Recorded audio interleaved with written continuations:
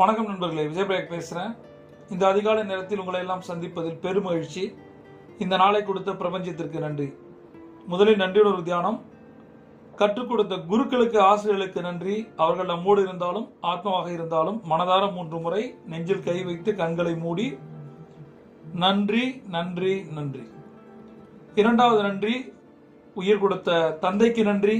அவர்கள் நம்மோடு இருந்தாலும் ஆத்மாவாக இருந்தாலும் மனதார 3 முறை நன்றி நன்றி நன்றி.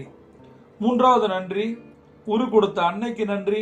அவர்கள் நம்மோடு இருந்தாலும் ஆத்மாவாக இருந்தாலும் மனதார 3 முறை நன்றி நன்றி நன்றி. இன்னைக்கு யாருக்கு நம்ம நன்றியுணர்வு தியானம் செய்ய போறோம் அப்படின்னா, நம்மளோட